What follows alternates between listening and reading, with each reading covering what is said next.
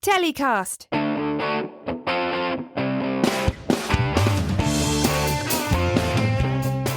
Hi, I'm Justin Crosby and welcome to another TellyCast. We have a bit of a scoop for you this week as we welcome, direct from Middle-earth, Billy Boyd and Dom Monaghan, famed for playing Merry and Pippin in the epic Lord of the Rings trilogy. Billy and Dom have been all around the world filming their new 6-part travel TV show, Billy and Dom Eat the World, which is produced by Dash Pictures and distributed by Abacus Media Rights, who soon, of course, to be Sphere Abacus Media Rights. Welcome to the show, guys. How are you doing? Very good. Really well.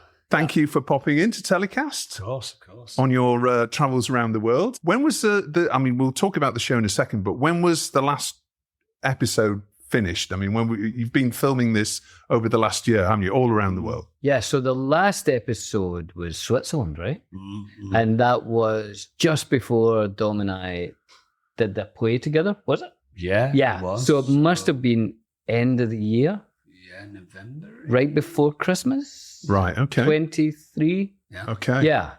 All right. Yeah. So Good time to go to Switzerland because obviously we did a lot of kind of alpine stuff. Yeah. It's freezing. Yeah, it looked it. It's Yeah. Amazing. beautiful, though. Everything So else that we'd done was kind of warm, and some places were very warm, like Yeah. Texas. So to do the last one in Switzerland was brilliant. Well, let's talk about the show then. Give us a bit of information. I mean, I've got the list of the locations. But first of all, tell us how you got involved in the show. What was the genesis? Was it originally your idea, or and how did that all come together? So Dom and I had a podcast together a few years ago called The Friendship Onion. And part of The Friendship Onion, we didn't always have guests on, but whether there was a guest there or not, we always had Billy and Dom Eat the World, where it was easier when there was a guest because they would bring something from their childhood or from where they were from or just a memory. So if it was someone from Texas, they might bring something from Austin that, his grandmother had introduced them to. And then we would try it and we would mark it out of 10.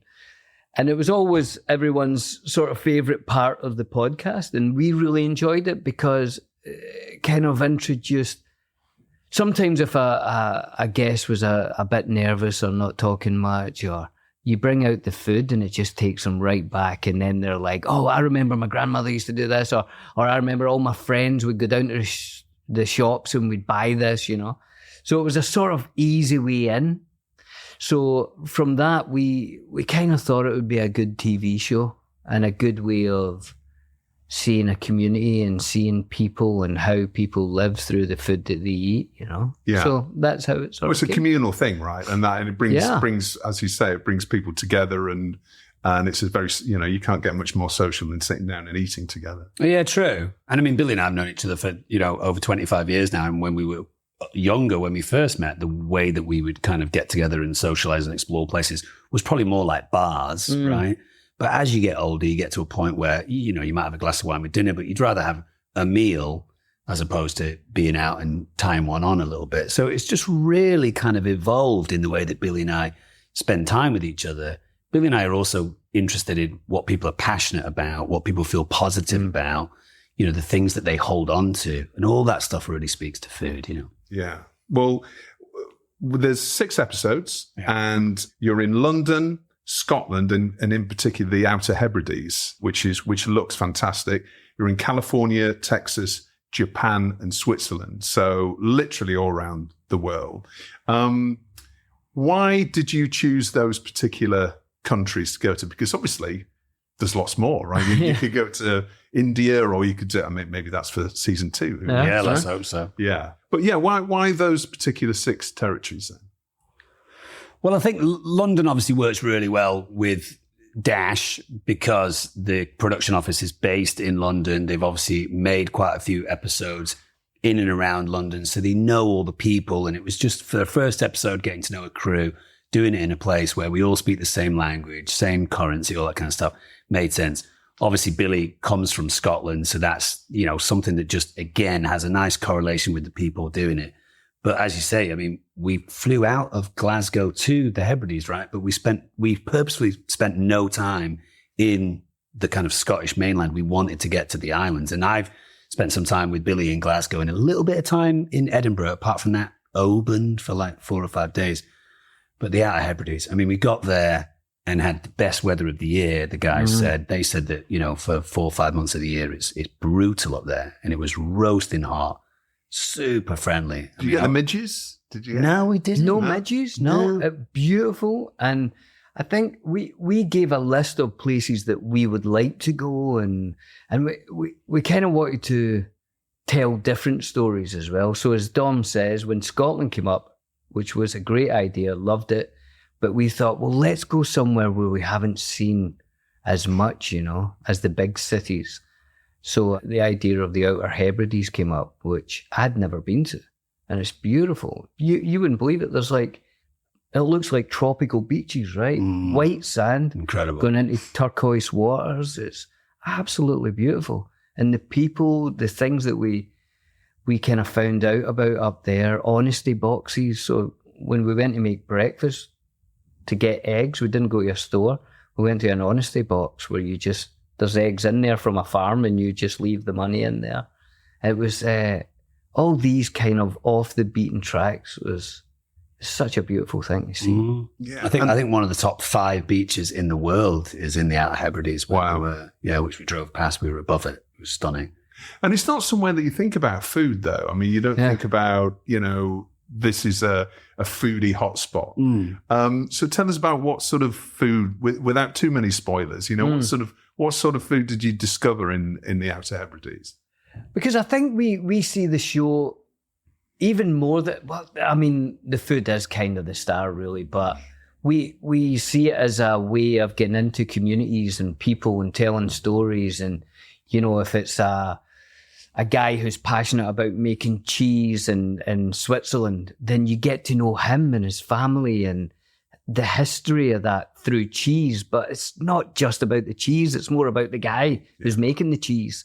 And that was the same thing in the Outer Hebrides. There was families, butchers making black pudding that's known throughout the world, Outer Hebrides black pudding.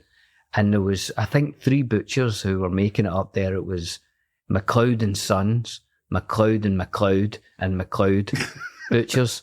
And we went to, I think it was MacLeod and Son, and then we had a pizza that had black pudding on it, but that was from MacLeod and MacLeod, and we felt bad that it was from a different, you know. So you find out about these families that have been doing this for generations and generations, you know. And another great thing up there was we got to judge a baking contest. So all the great bakers all come to do this competition. So we had 50 different shortbreads to try. And this is like the Outer Hebrides village fete. Exactly. It just happened to be the weekend that we were there and they asked us to judge it. And then there was a clooted dumpling in the competition, which I'd forgotten about. What is that? It's a sort of, as Dom says, it's sort of like a sort of fruit cake, but it's Scottish and grandmother's. My granny made it. Yeah. And I used to love it when she says, "Oh, I've made a clooted dumpling." I was like, "Oh, great."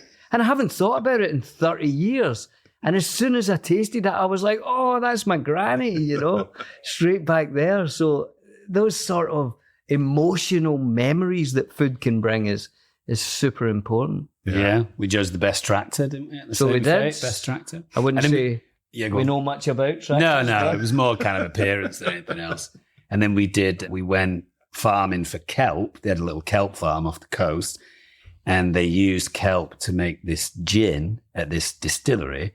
So Billy and I were like, yeah, great. We like gin and tonic, and that's cool. But I assumed that most of the distilleries up there would be for whiskey. But the guy said to us, you can't have a whiskey distillery until, was it 15 years or 10 years? 7 years. 7 years. The whiskey has to sit in a barrel before it can be called whiskey. But they created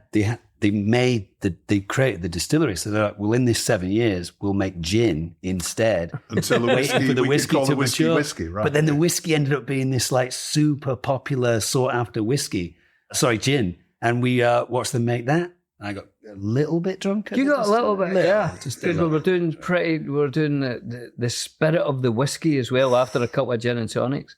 So, I mean, really interesting stories, Yeah. you know. Yeah. Getting to know, I mean, who's opening a distillery that you know that you're not making any money or doing anything for 7 years? Yeah. So these guys made the whiskies, put it in the barrels, and then went, oh, what do we do now? Brilliant. Amazing. Yeah, I love that. So, really wide range of culinary experiences that you've had on your travels. What was your favourite meal, do you think? Your one favourite dish that you had tried or... We've been struggling with this answer for a long time since we made the show, because honestly, we were so spoiled. There's a couple of little junky things that we tried that you probably wouldn't try again, but even those weren't unpleasant. And I would say 90, maybe even 95% of the food you'd think, I can't believe we got that for free. That was fantastic. Like, as Billy was touching upon, a lot of this is about the way it makes you feel and the night and all that kind of stuff. So the one that sticks in my head the most is we when we were in Japan on our last night, we were able to set up this yatai, which is basically like a huge kind of food stall, restaurant, kitchen on a trolley. So the guy showed up and the trolley was like a little bit bigger than this table. And we said to him, how long will it take to set up? And he said, about an hour. And I thought, there's no way it's going to take an hour. It'll take 15 minutes. But then we realized he's got like gas connected to it, electricity, running water. He's got a bar, a full bar. Draft beers. And this thing. Like frying pans and boiling pots and all this kind of stuff. Served everything. We did the segment with the gang, but because it was our last night, we then stayed for a couple of hours afterwards. People are coming in, locals are coming in, drinking beer. Every so often he's coming over to us. Here, have this snack, have this, little gyoza. Billy said it was the greatest gyoza he's had in his life. Yeah. Little yakitori chicken. I mean, it's just chicken on a stick, little bit of, spring onions, sesame, some soy. So simple, but just the people put so much love in it. So I think ultimately that's the one that I would go to the first. Yeah. There's so many. Yeah, there were so many, but you just took me right back there. And that's exactly what we want from the show. This guy and his wife set that up every night. Takes them an hour, set it up. People come out of offices and that might be their favourite. Is it yatai? Yatai. Yeah. Yatai, or there's other ones along the street that are all getting built every night. And then at 1 a.m. or 2 a.m., put it all back down again. Takes an hour. Wow. They go off in their trolley.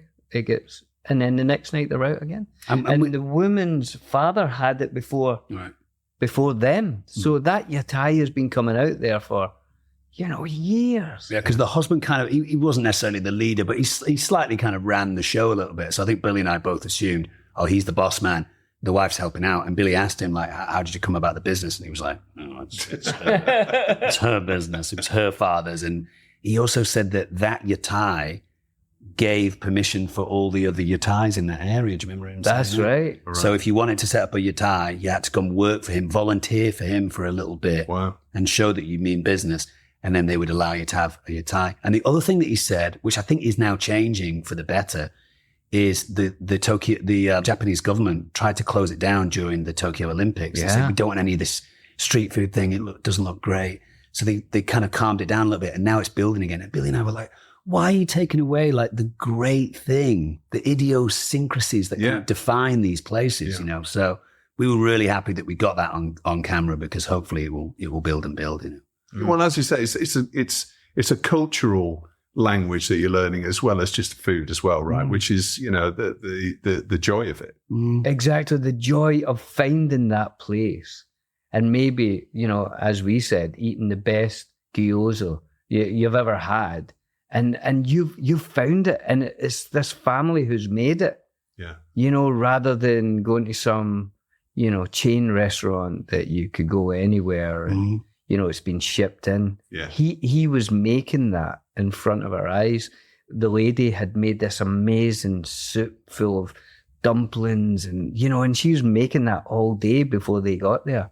It's just, you can't buy that. It's beautiful. He's also showing us how to make the gyozas, which, he's got this paste, a little bit of pork and some spices and stuff.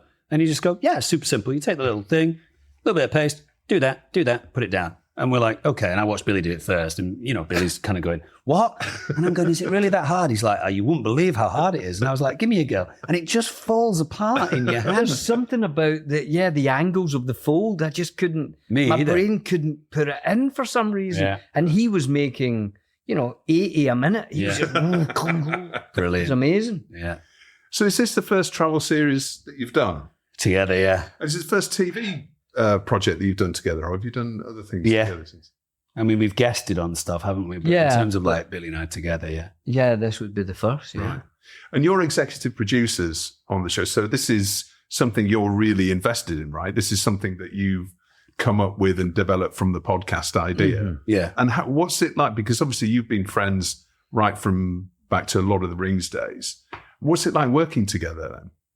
It's great. As mates, right? Because it can change the sort of dynamic of friendship if you're working together. But I think we both very quickly realized when we did the podcast that the Billy and Dom Eat the World thing kind of writes itself. You pick the food item when we're doing the podcast and that's it. And then for Billy and I doing the show alongside the people over at Dash, we pick the location. And there might be a couple of moments where Billy and I may have said in the first season, could we do this instead, or maybe switch the order, or like, that doesn't really quite feel like the show. But for the most part, I think we just said, that's exactly what we want to do, So I like the idea that we can try and get across on the show of we are landing and having the experiences in real time and it's being recorded, as opposed to being overly produced or scripted in some way. Yeah. So to a certain extent, I mean, obviously we want to know where we're going, what we're doing, but I don't really like a huge deep dive into the things that we're doing because I want to find it out on camera. Yeah. And sometimes us not being very knowledgeable is, it's more like the normal person, we're genuinely learning for the first time. Right? Yeah. And the people at Dash have been great, kind of really taking on what we want from the show and finding the best people for that we want people who are kind of really passionate about what they're doing, and the positivity that comes through that, meeting people who are passionate about whatever it is, whether it's a barbecue in Texas or making a clouty dumpling in Scotland. If you're passionate about it, then you could be on TV speaking to them for an hour and it would be interesting because they're telling you about their passion, about their community, where that food came from, Yeah. And it's kind of, this is one of the things that I've been passionate about for a while. It's like, it's a really interesting time in the arts, I think, because like there's this, I use the word culture kind of broadly here, but there's this kind of culture now that's gone kind of seeped through the arts, seemed to start in the music industry and it's kind of moved around a little bit, of we want everything now and we want it free. And it's because it's created this kind of jaded kind of feeling in the arts of nothing's special and nothing's great because you get it for free and it doesn't really mean anything.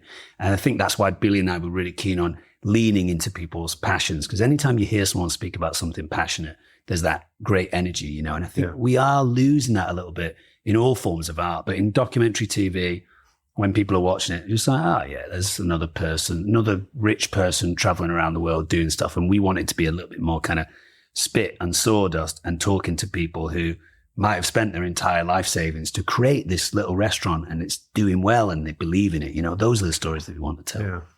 And it's what's I really enjoyed about this series is that it's not so long ago we were in lockdown, right? It's not so long ago that everyone was saying, when are we ever going to be able to create a travel series again, and it's not that long ago. And to see a show which is really premium and looks fantastic, and you guys are genuinely engaging with people from all around the world. It's it's a really nice fresh take on it, I think. Oh, I'm glad, because that was the other. We wanted it to be authentic. That it's not. I think I totally agree with what Dom's saying, that things are so easy and throwaway now. That if we went to a restaurant in London and this gravy, which is one of the greatest things I've ever tasted, it's like 3 days to make, and that's special. And for us, we don't want the show to be polished, we want to say that is special, you know, that let's so how did you make that? You know, we want to be excited about it. It's not us popping in for one day's filming and someone telling us what to say, you know, that it's all genuinely happening, you know. Yeah. That was Hawksmoor in London, where, like Billy said, I mean, I've never really had my head turned by a roast dinner. I know that's a terrible thing to say as someone who's English, but I like spice and I like fresh flavors and, you know, vibrancy in food and stuff. And a roast dinner, fine, but it's just never really revved my motor. It completely changed the way I felt about a roast dinner. And this chef, Matt, at Hawksmoor, we just, while we were waiting for the Yorkshire puddings, one of us said, so how did you become a chef? And he said, well, I came from a part of England where we didn't have a huge amount of money and I wanted to be a chef, but there were no opportunities here. But there was a kind of a grant system being ran for young chefs to come down to London and stay in digs and work at places like the Ritz and the Savoy and get their training. And Billy and I were just like, this is why we're making the show. Like if he can tell that story and a kid somewhere else around the world thinks, oh, I'm going to ask if I can do that in my community, then we've cracked it, you know? Yeah. Looking back to how you met, how did life change for you then after that first day on set on the first Lord of the Rings movie? I mean, how's life changing? Because you both live in California now, right? Yeah, we both live in Los Angeles.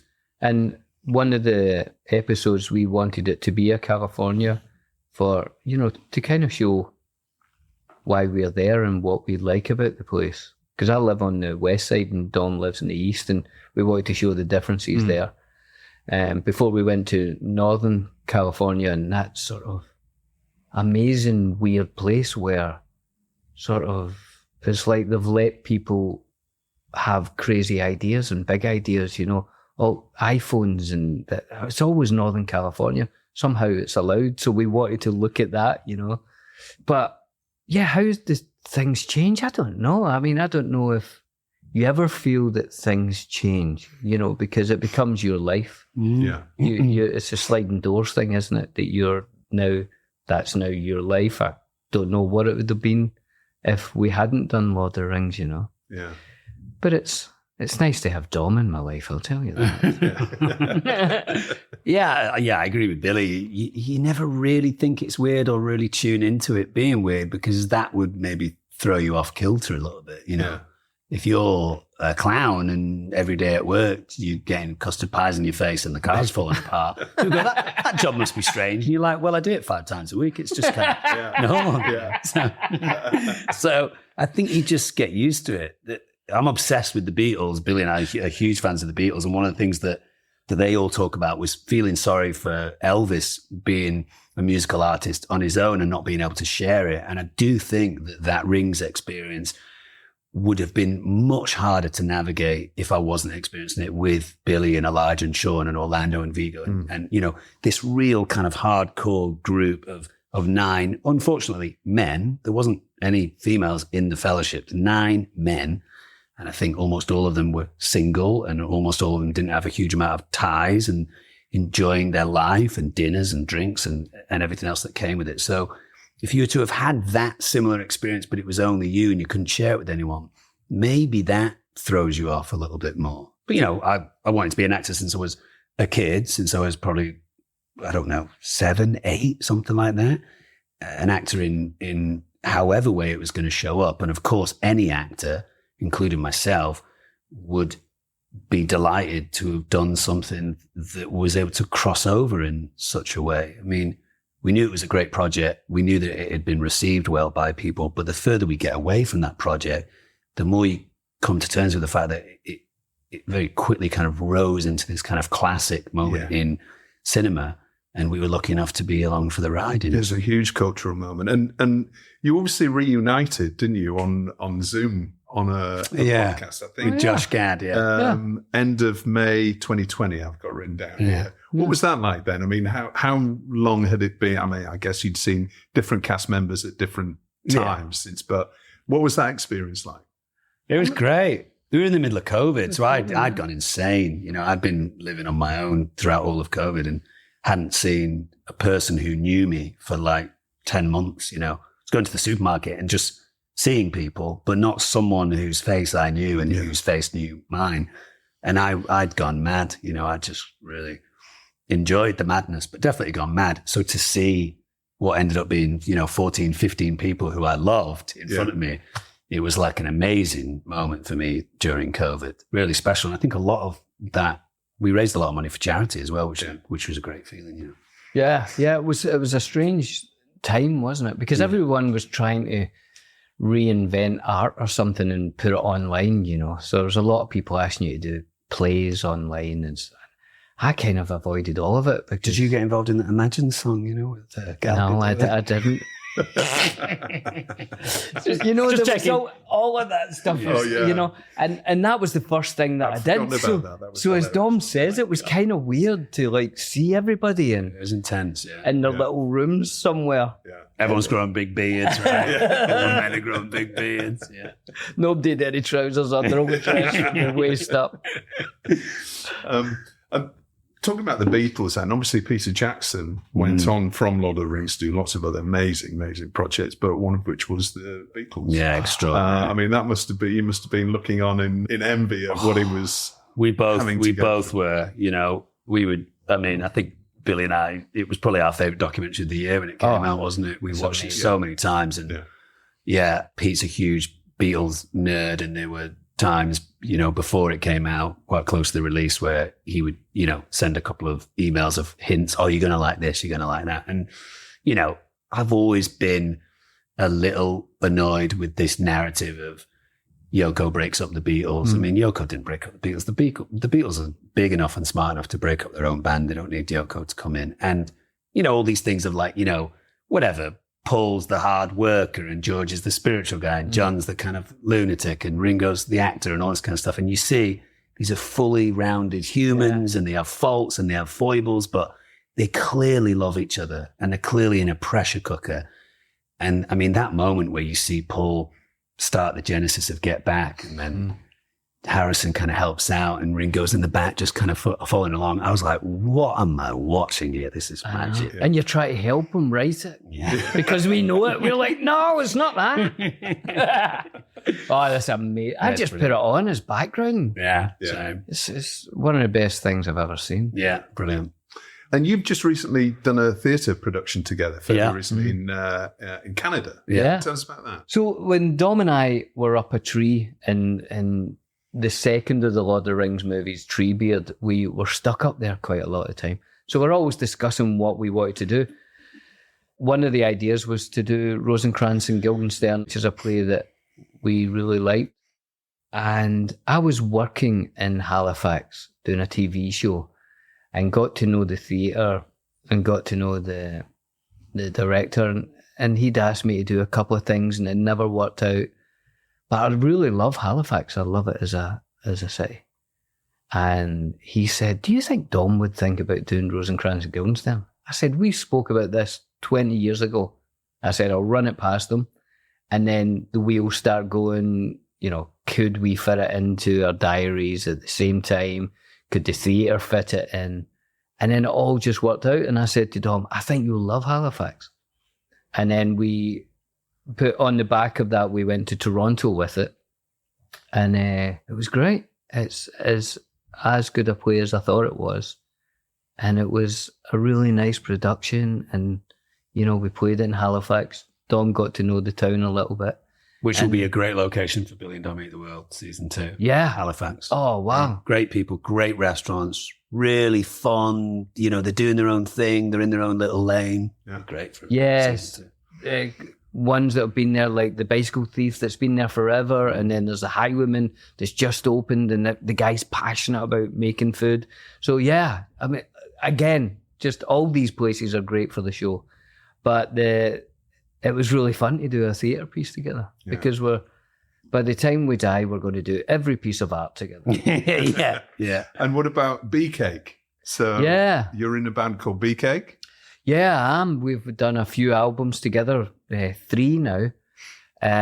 Sadly, one of the guys passed away a couple of years ago there. So we do have one other album recorded, but we're just working on when's the best time to release that. And, But I was just up in Glasgow. I just saw the guys there, and they're all doing very well. We went out for a nice Italian meal. Oh, I thought you were going to say an Indian, because you would assume that in Glasgow with you guys. I tell you what, I did go for an Indian, Tom, and it was fantastic. When in Glasgow. Have you had Indian food in Glasgow? I must have done. Very good. Yeah. Because obviously you got, London, I'm sure, Bradford and Manchester and Birmingham and stuff, but Glasgow makes Yeah, and the kind of thing that we're talking about in the show, which we love, where, a restaurant like Mr. Singh's in Glasgow is great Indian food, and then slowly they add haggis, so you can get haggis pakora now.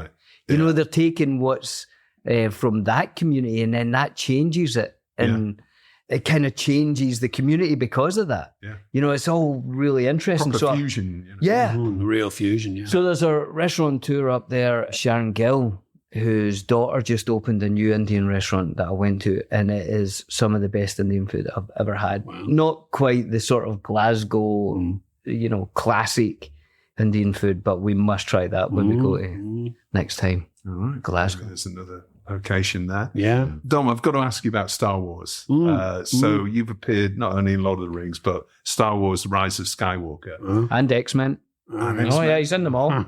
Yeah. And what was that experience like? Oh, you know what? That was just kind of a boyhood dream thing. It's just this kind of thing that you can't turn down. It was the last Euros. So tomorrow, England are going to play Holland in the semi-finals of this current European football competition.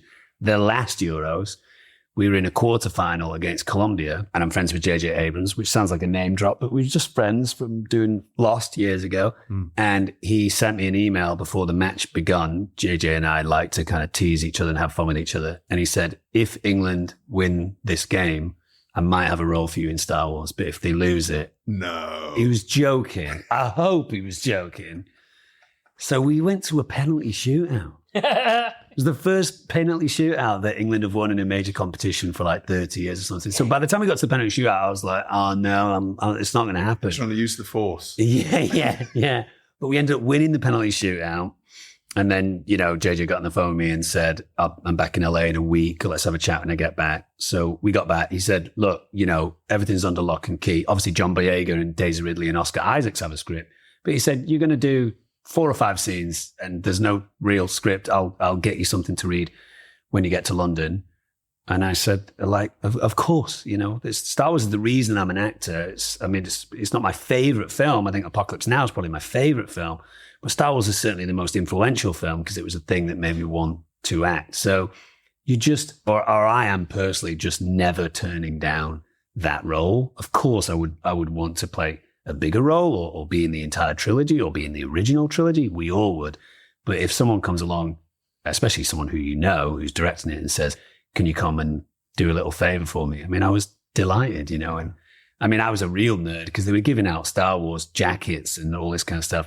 And John and Daisy and I and Oscar, who I became pally with, they were like, no, we're good. We don't need a jacket. And I was like, can I have your jacket? So I had like 4 or 5 jackets. Jacket. I'll take it. Caps and, sign this and sign that. So I was a real nerd. But I think my favorite moment was we were on set, a huge set in, was it Shepperton? No, it was Pinewood. This was Pinewood. And something had gone wrong with the lights, massive set of lights above. So JJ got on the megaphone and he said, guys, it's going to be like a 35 to 40 minute reset. But there was a bunch of actors on the stage. And he said, if you could just do me a favor, instead of us resetting all you guys as well, and then bringing you back, which is going to take another 20 minutes getting in costumes, you messed your hair up, you've had a nap, you've got sausages, gravy falling down your face and stuff. He said, if you could just wait, have a chat, sit down, do your thing, it would just be a much faster turnaround. And we were like, yeah, okay. And he said, great. And then he said, cue the music. And they played Intergalactic by the Beastie Boys really, really loud in the studio. And all the rebels were dancing with all the stormtroopers. And I was like, oh, come on. It's just Does it get better than that? I've never seen that footage. That's got to come out one day. Yeah, at some point. And Hans Jensen. Oh, yeah, sure. Hans Jensen. Do you think Hans will ever make an appearance again? I pitched it to Pete. When Pete was doing The Hobbit, I said, what if we have Hans come in and talk to Martin Freeman, but you actually see him this time, and just do a little interview with Martin Freeman. Pete liked the idea, But he's just like, we'll see what we can do. And it never worked out. But I mean, maybe if it's special, that's the strange thing is like, because I see these things in media that happen once and they're really special. And you think, oh, don't ruin it. Just leave it as it is, So a part of me is like, do you dilute it by doing it again? It would have to be something really special. But poor Elijah, because I mean, we're all really good friends with Elijah and he's such a good sport. But at every single one of these conventions, they'll mention it and Elijah will be like, yeah, thank you very much. My kids said, you've got to ask this question. Will you wear wigs? And all she's 14, my daughter, and she said, you've got to ask. You know what's funny is like, I'm sure Billy gets his version of this as well, and it is very sweet, but people will come over to me and they'll expect that you've never heard it before, right? So someone will come over and they'll get me to sign something and we'll be chatting and they'll say, oh, I just wanted to ask you, will you wear wigs? And I'm like, yeah. Like, have you heard that before? And I'm going, yeah, I've heard it. I've heard it a couple of thousand times, but yeah, it's fun. So back to the show. What about cooking? What do you like? What do you cook at home? What's your favourite dish to cook at home? Good question. On a Wednesday morning, we always have crepes. And my son, I think that's maybe his favourite thing, to the point that he's going to college this year. And he says on a Wednesday, he's going to keep that going at college. Nice. Keep the tradition going. Yeah. I think, like what we're talking about, when there's a tradition or something, it just makes it more special, doesn't it? So on a Wednesday morning, we put on Paul Simon on the music. Graceland? Yes, thank you. And then make some crepes. And it's just a good start to the day. He does a good Christmas dinner, Billy. Yeah. Oh, yeah. Because, there are times where I won't go over to England because, the flight, or maybe my parents have gone to see my brother or something like that. So I'm kind of, in LA, and Billy will say, do you want to come down? And I'll kind of say, oh, no, it's fine. You guys do your thing. He's like, no, come down. And I think there's been 3 or 4 occasions where I'll show up and the kitchen will be chaotic. Oh, it's chaotic. And yes. I'll think, I'm not sure if he's going to pull it together this year. And he always pulls it together. It's great. And Dom will bring down a pudding or something that he's made. Right. And there was a little twist to it this year, was it? Was that this year or the year before? Yeah, the time before. So I'll try and bring something. And this time I did an apple and rhubarb crumble, which was nice. Crumble, lovely. But you're always trying to put a little extra kind of spin on it. So it's different. The version that you've done is a little different. So I added what I thought was a pinch of cayenne pepper, just so you kind of go, hello. What is that? But it actually ended up being a spicy pudding, didn't it? It was. Is that cayenne pepper? Yeah. Your son liked it. He did. He loved it. And it's nice with a bit of vanilla ice cream, but I did go a little bit over. So I like spicy food, so I went a little bit over the top. Right. Guys, thank you so much for coming on TellyCast. It's been brilliant chatting with you. Can't wait to see Billy and Dom eat the world, which I know lots of conversations are going on with broadcasters all around the world. So I'm sure it's going to be coming to TV screens later this year or in the new year. So best of luck with it. I can't wait to see season 2 because I know you're going to get there. The show looks amazing. So thanks again for coming on TellyCast. Thanks Justin. Thanks a lot. Well, that's about it for this week's show. I hope you enjoyed it. TellyCast was produced by Spirit Studios and recorded in London. For videos featuring the movers and shakers of the TV and digital content industries, don't forget to subscribe to TellyCast. Just hit the link in the episode description or search TellyCast TV on YouTube. We'll see you next week for another show. Until then, stay safe.